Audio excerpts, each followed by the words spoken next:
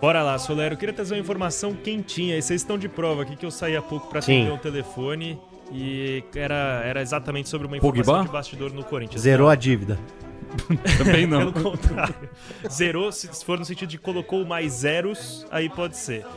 Mas seguinte, ontem rolou uma reunião extraordinária do Conselho de Orientação do Corinthians, o CORE, para debater o balanço que será publicado ainda neste mês de abril pelo Corinthians. E alguns dos números levantados apontam um aumento de 700 milhões de reais na dívida. Em instantes, Augusto Melo se pronunciará oficialmente sobre isso. Segundo a defesa do presidente, ele não foi convidado para essa reunião no CORE, então ele disse que foi uma matéria publicada inicialmente pelo UOL, em que consta a ausência do presidente e de seus pares. O Augusto Melo vai se defender alegando que não foi convocado para essa reunião e que desse aumento substancial na dívida, cerca de 300 milhões correspondem a valores não contabilizados em gestões anteriores. Então o Augusto Melo vai tentar diminuir um pouco da responsabilidade dele nesse aumento quase bilionário na dívida do Corinthians.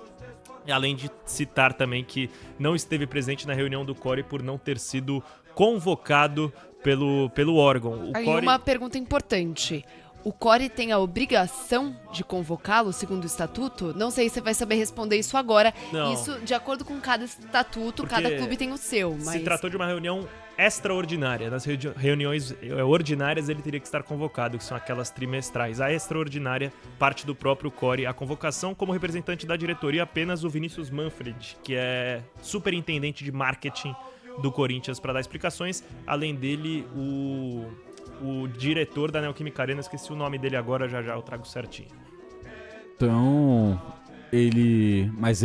o Augusto vai se pronunciar sobre o valor que ele acha que pertence à gestão dele? Ele vai soltar uma nota respondendo à matéria publicada pelo UOL, que consta que 700 milhões da dívida, a dívida aumentou em 700 milhões na gestão Augusto Melo.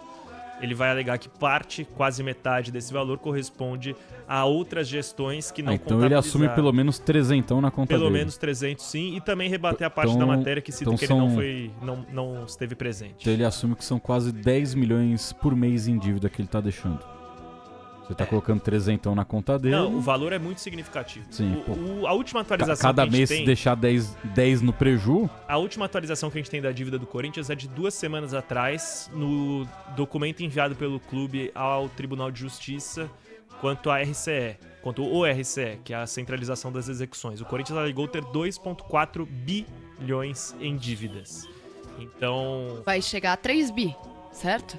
Não, 2,4 já é o número atualizado. Tá, perfeito. É que sempre teve uma divergência contábil das gestões do Ilho e Augusto. Do Ilho não contabilizava a Arena na dívida do clube por se tratar de um CNPJ diferente. Então sempre se falava em 1,4 bi mais 700 da Arena. Exatamente. E aí o Augusto, desde o começo da gestão, com outra diretoria financeira, sempre contabilizou tudo junto. Porque, afinal de contas, quem paga é o Corinthians. Apesar de ser o CNPJ e da Arena praticamente se retropagar, em muitas oportunidades o Corinthians teve que destinar dinheiro do clube para pagar a Arena. Então isso é contabilizado junto.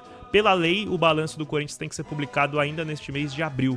Então aí sim a gente vai ter tudo destrinchado e trazemos para vocês na programação da Bandeirantes. E aí, com relação a essa situação ainda da dívida, você que acompanha o Corinthians há muito tempo, não só aqui na Rádio Bandeirantes, mas era o setorista do Corinthians em outros veículos. Você se lembra alguma vez que algum diretor/presidente do Corinthians assumiu que fez uma dívida? Que é sempre dos outros, né? O último que aumentou bastante a dívida, que foi o do Duílio Monteiro Alves, disse que o grande título dele foi pagar dívidas. E o André Sanches justifica um aumento de 476 para 911 milhões na dívida, como pelo menos ganhamos 2 paulistas nesse período. Então, assim, são até hoje muitas gestões temerárias à frente do Corinthians do aspecto financeiro. Eu acho que o RCE, ele é um movimento muito interessante do Corinthians, porque ele praticamente obriga o Corinthians a pagar uma dívida, mesmo que involuntariamente. Porque o RCE ele estipula que daqui em diante 4% de todas as receitas do Corinthians obrigatoriamente vão para os credores. E 5% das vendas de todos os jogadores vão para os credores também. Então não tem essa de vou deixar de pagar a dívida para montar um time. Não tem essa. Não tem mais para onde fugir. E esse mecanismo do Corinthians deve ser muito importante para o clube ficar um pouquinho mais saudável financeiramente.